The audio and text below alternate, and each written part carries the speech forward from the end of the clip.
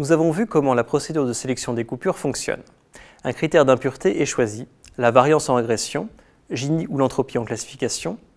La réduction d'impureté est calculée pour chaque coupure possible, toutes les directions sont considérées, et la coupure ayant la plus grande réduction d'impureté est choisie. Maintenant que nous avons vu la procédure de sélection des coupures au sein de l'arbre, il nous reste à définir le critère d'arrêt permettant de spécifier le moment où une cellule arrête d'être divisée. Ce critère d'arrêt peut prendre diverses formes. La division de la cellule s'arrête lorsque toutes ces observations ont la même étiquette.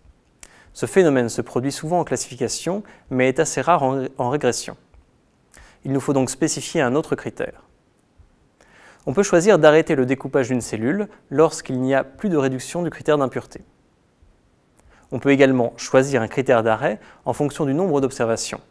Arrêter le découpage si les cellules engendrées contiennent moins de min samples diff, donné, ce paramètre est fixé à 1 par défaut, ou bien si la cellule en question contient moins de min sample split, donné, 2 par défaut.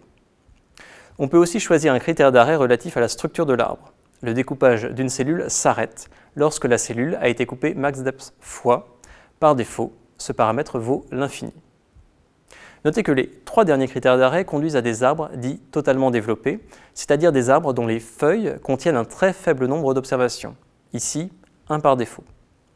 Ces arbres contiennent donc autant de feuilles qu'il y a d'observations dans le jeu de données.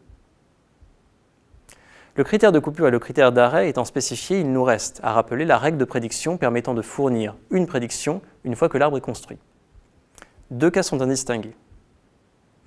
En régression, la prédiction est calculée comme la moyenne des valeurs yi au sein d'une feuille.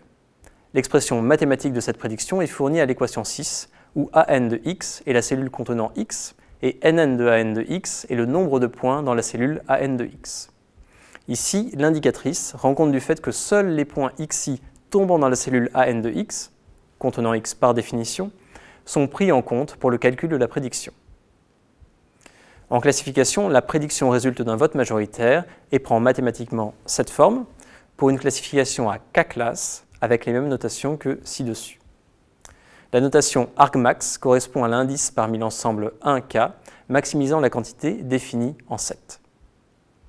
Nous avons donc parfaitement défini la construction d'un arbre en spécifiant le critère de coupure, utilisant une recherche exhaustive basée sur la réduction d'un critère d'impureté, le critère d'arrêt, conduisant à des arbres complètement développés par défaut, et la règle de prédiction, moyenne ou vote majoritaire.